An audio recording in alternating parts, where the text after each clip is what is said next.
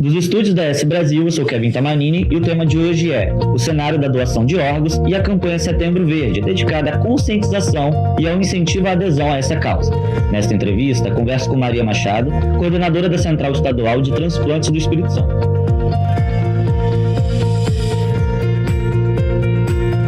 Maria, agradeço a presença e começo perguntando: qual é o cenário da doação de órgãos aqui no nosso estado? Eu que agradeço a oportunidade. O Espírito Santo hoje, ele conta com 2 centros transplantadores que realizam o transplante de rim, fígado, coração, córnea e medula óssea. Tá? Temos hoje na fila ainda, mais de 2.000 pessoas aguardando, um cenário que nos preocupa bastante, porque são muitas pessoas. Córnea, nós temos aí mais de 1.200, rim, mais de 1.200 pessoas, fígado 40 e coração 3 pacientes na fila. Então a gente observa que é um cenário desafiador para que a gente possa atender essa parcela da comunidade que precisa de um transplante. E o transplante é a única opção que ela tem nesse momento.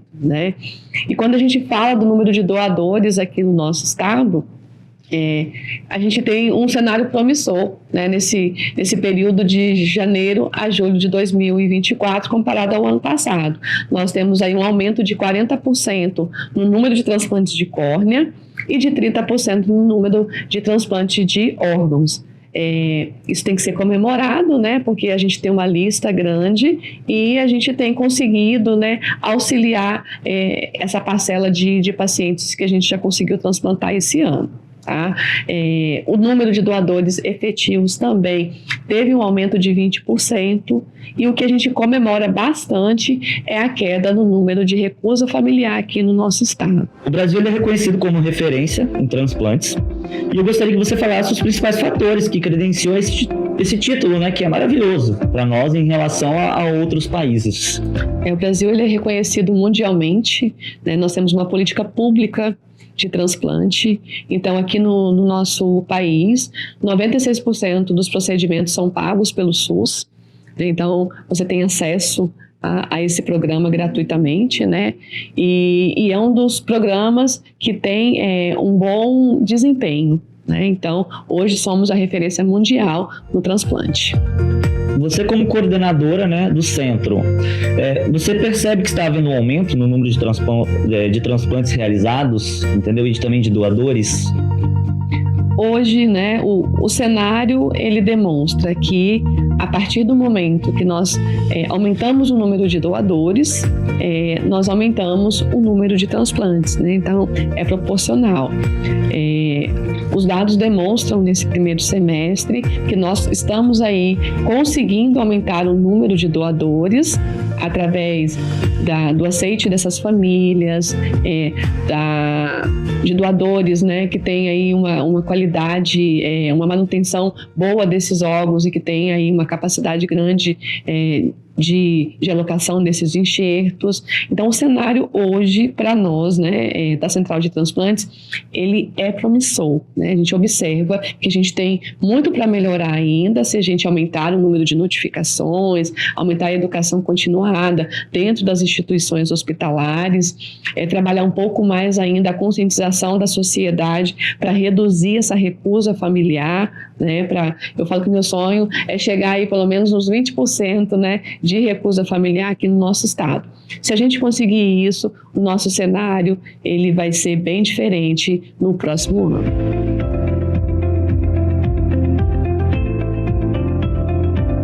A partir do momento que você tem algum dos seus órgãos que tem aí a condição clínica dele comprometida e não há mais nenhuma chance, nenhuma medida terapêutica que vai te auxiliar na condução dessa patologia que você tem, a única coisa que resta para você é o transplante. Então, a gente está falando aí, por exemplo, de um paciente que tem uma hepatite fulminante, A única opção dele nesse momento é realizar um transplante de fígado. Então, cada necessidade, cada órgão que está sendo acometido por uma patologia, ele entra numa lista.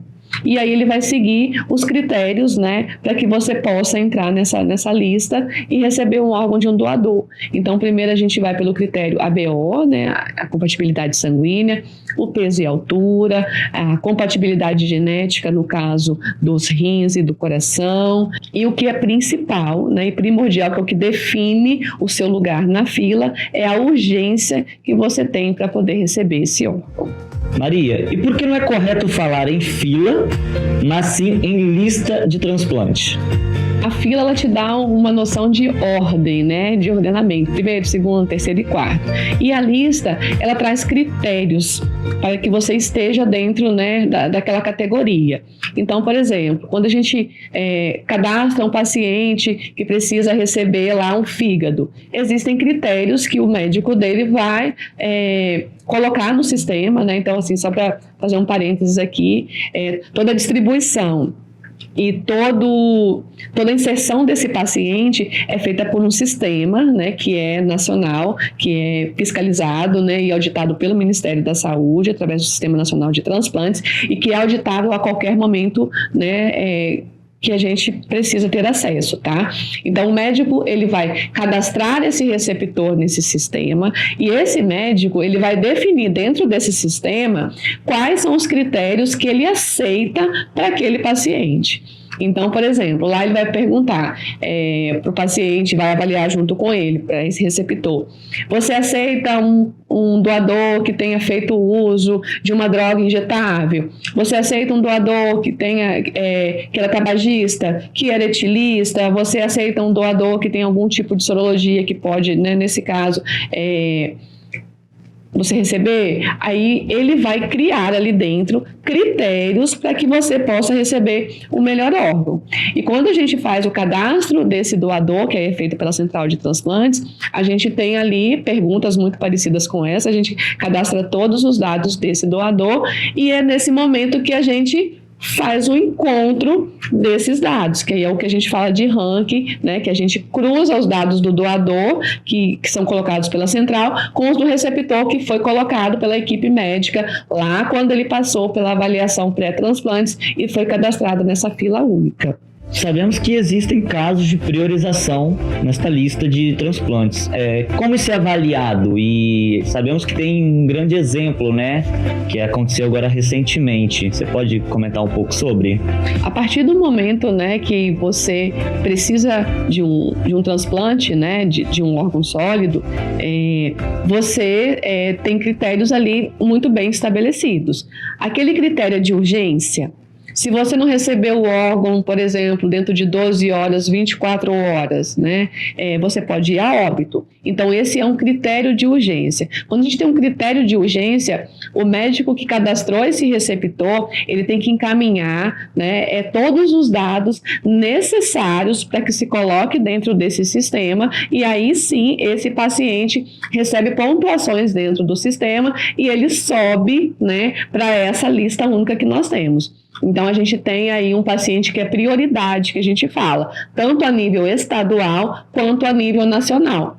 Então, se aparecer um órgão aqui no estado e for compatível com esse paciente, esse órgão será dele. Mas aí não conseguiu aqui no estado e nacionalmente apareceu um doador, né? Então, esse mesmo sistema que fica lá em Brasília, né, ele vai cruzar os dados e vai ver se de fato esse órgão pode ser transplantado para esse paciente que nesse momento tem uma necessidade muito maior do que os outros. Se ele não for transplantado, ele vai a óbito. Isso é um critério de urgência, que é muito utilizado para os casos do transplante cardíaco e para o transplante hepático. Tá? Porque nós temos pacientes muito graves nesse caso e que se ele não receber o órgão, ele vai a óbito. E aí um dado interessante que você pode observar na fila, né, que é a menor fila, que é a do fígado, a do coração. Por quê? Esses pacientes, eles não conseguem aguardar a espera, né, desse órgão, se a gente não tiver o doador. Então, eles vão a óbito. O que aconteceu recentemente aí, aqui no estado do Espírito Santo, a gente tem casos de paciente que deu entrada na segunda-feira e em 48 horas ele recebeu um fígado. né? Porque era um paciente muito grave, a gente tinha doadores e aquele doador era compatível com aquele paciente. Então, o que a gente espera é o aumento do número de doadores para que, quando esse paciente grave entrar na fila, ele tenha, de fato, a oportunidade e a chance de ter aí as suas condições clínicas, uma melhora da sua condição clínica e uma nova oportunidade de vida. A partir do momento que a gente gera a lista e faz a alocação do enxerto, que a gente fala, né? Nós temos aí para o coração, entre a captação e o transplante, 4 horas.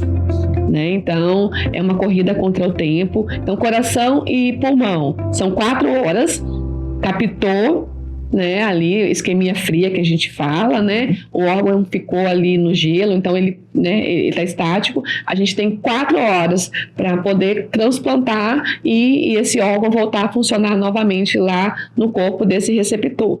No caso do fígado, a gente trabalha aqui no Espírito Santo com uma logística de 12 horas, de 12 a 24 horas. Então, quanto mais rápido esse órgão ele for transplantado, maior é a chance, né, desse receptor aí ter um prognóstico bom. O rim, a gente tem um tempo maior, entre 24 e 36 horas também de isquemia. Então, a gente trabalha com essa isquemia de 24 horas. A córnea, ela segue um critério diferenciado. A gente tem um critério para captá-la, que é até 6 horas do óbito, né? Mas depois que a gente capta, ela vai para o banco para que ela possa ser preservada e avaliada. Tá? E aí ela tem de 7 a 14 dias para poder ser transplantada. Mas os órgãos sólidos, né, que a gente chama, o tempo ele é muito escasso, a gente tem que montar uma logística muito grande para isso, principalmente quando a gente tem o transplante de coração e de pulmão. Existem parcerias ou ações específicas da Central Estadual de Transplantes com hospitais e médicos para garantir que os órgãos doados sejam transplantados com rapidez e segurança? Há uma necessidade, né, de realizar uma logística muito grande. É muita gente trabalhando num processo de doação. Primeiro a gente tem a equipe do hospital, o hospital notificador que a gente chama, que é onde esse potencial doador está. Então lá nesse hospital é onde esse doador, ele teve o seu diagnóstico feito pela equipe médica, teve a entrevista familiar realizada pela CIDOT, né, que são as comissões intra-hospitalares de doação de órgãos e tecidos, que são responsáveis por cuidar do diagnóstico, acolher essa família e realizar a entrevista. A partir desse momento, família entrevistada e doação consentida, a Central de Transplantes, né, encaminha, a gente tem duas vans, né, que fazem a parte terrestre aí de busca de sangue dentro desses hospitais, de logística das equipes de captação para esses hospitais. Então, a gente busca o sangue que a gente fala, né, para poder esse sangue vir aqui para a região metropolitana, aí ele vai passar para avaliação sorológica no LACEN e de histocompatibilidade no laboratório que a gente, né, é habilitado pelo Ministério para poder realizar a compatibilidade genética. Depois disso, a gente precisa montar a logística terrestre. Encontrou os receptores, monta a logística terrestre. Então, as equipes são encaminhadas para esse hospital, né, equipe de transplante, através da Central de Transplantes, e aí a gente precisa, às vezes, da Polícia Rodoviária Federal, da Guarda Municipal, para que o trânsito, ele flua e a gente consiga passar com bastante rapidez. E no momento da captação desses órgãos lá no hospital, se a gente tem aí a captação, por exemplo, do coração, a gente precisa do apoio do Notaer para que esse coração venha de helicóptero até o centro transplantador, né? Então, tanto o coração quanto o fígado, hoje, o Notaer, ele nos auxilia, né, nessa logística de transporte para que esse órgão chegue o mais rápido possível aqui na metropolitana. E tem os casos em que, às vezes, a gente não acha o nosso receptor aqui no nosso estado e a gente oferta para a nacional. Então, equipes de fora do estado vêm, né, ou pela FAB, né, pela Força Aérea Brasileira, ou também através, né, de jatinho ou de outra aeronave que fique disponível para que essa equipe venha para o nosso estado, faça a captação e retorne também mais rapidamente para o seu estado. Então é uma logística bem grande. E são muitos protagonistas, né? E isso tudo a depender do órgão em 4 horas. Isso, coração e pulmão é 4 horas. E também a gente conta muito com a parceria da Infraero, de toda a malha aérea, todas as companhias aéreas, né? Eles têm um termo de parceria em que eles transportam para a gente esses órgãos para outros estados. Então, o rim, por exemplo, na grande maioria das vezes, ele é encaminhado para outro estado sozinho. Então, ele é acondicionado dentro das caixas térmicas, né? Tudo identificado, e a gente tem prioridade de voo.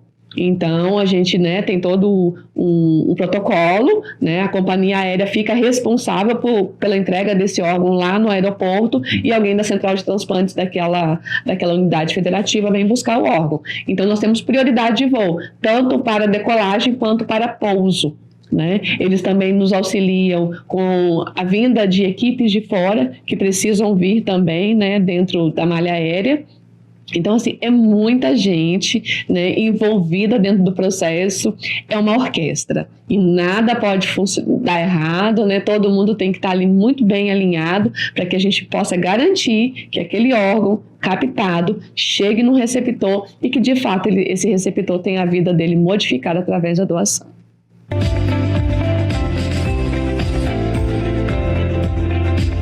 Eu acredito que através de uma conversa clara, né, e objetiva.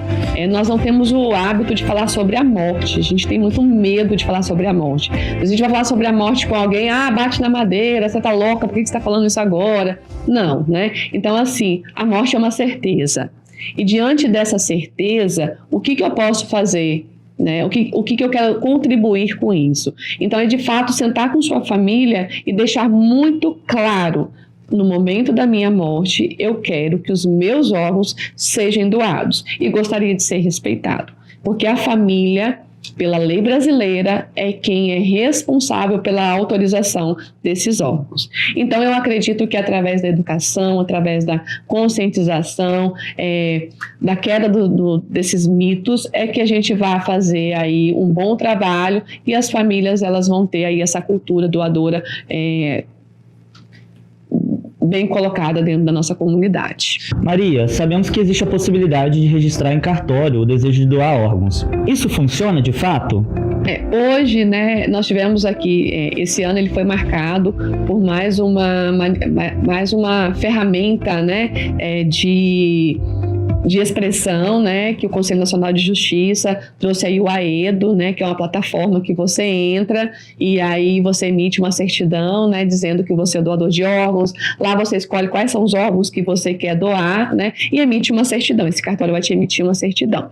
Então, isso ajuda as famílias a tomarem essa decisão se elas não tiveram essa conversa com você anteriormente, tá? Mas a gente ainda observa que tem na carteira de habilitação, tem no nosso RG, mas é uma pergunta, né, que você pode deixar a sua resposta expressa nesse documento, mas quem vai autorizar é a sua família, então ela precisa respeitar o seu desejo no momento certo da doação. Maria, a pandemia da Covid-19 impactou o número de doações e transplantes aqui no estado? A pandemia ela foi um momento de muita dificuldade, né, em todos os setores da saúde. E no transplante isso não foi diferente, porque era uma contraindicação absoluta, né, se o paciente que teve o diagnóstico de morte cerebral tivesse Covid, né? Então foi um momento muito difícil, nós tivemos sim uma queda muito significativa no número de doadores e de transplantes. O maior impacto foi na fila de transplante de córnea, tá? E de rim, doador vivo, porque eram cirurgias eletivas. Então, o risco, não valia a pena a gente ter esse risco, né? Dar esse risco para esse paciente que já estava com sua condição de saúde não tão boa, né? Mas a gente tem observado que agora, em 2023, como eu acabei de explicar para você, esse número ele tem começado a melhorar, né? E aí a gente espera, né? Hoje, nosso tempo de fila para córnea é de 3 anos aqui no nosso estado, para o transplante. A gente espera que, com o aumento do número de doadores, a gente consiga, aí, pelo menos em 2 anos, melhorar essa fila aí e dar qualidade de vida para esses pacientes que estão aguardando.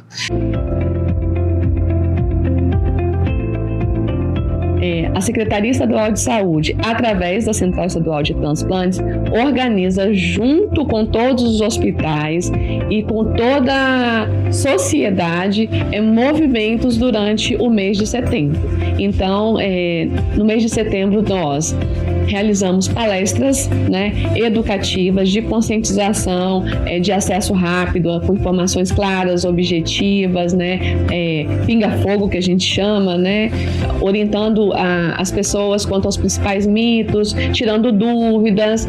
Temos também momentos de educação, de formação, porque nós temos aí equipes de saúde que precisam, ser aí habilitadas e precisam ter aí uma educação permanente dentro desse processo que ele é muito complexo.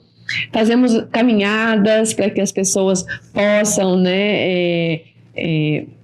aderir e vir conosco e também criar ali um momento de convivência. Trazemos doadores, trazemos transplantados para poder dar seus depoimentos e ver que de fato a vida pode continuar. Então a gente cria áreas e momentos para que todos possam discutir a importância da doação e conscientizar a população, tentar conscientizar a população como um todo. E desafiar mesmo a população a falar sobre esse tema, que ainda é cercado de muitos mitos e de muito medo ainda para a nossa sociedade. Maria, agradeço pela sua presença e pelos seus esclarecimentos sobre o cenário estadual da doação de órgãos aqui no Espírito Santo. Eu que agradeço a oportunidade e uma atitude pode mudar várias vidas. Doe órgãos. E a você que nos acompanha, continue ligado na ES Brasil para mais entrevistas e conteúdos exclusivos. Até a próxima!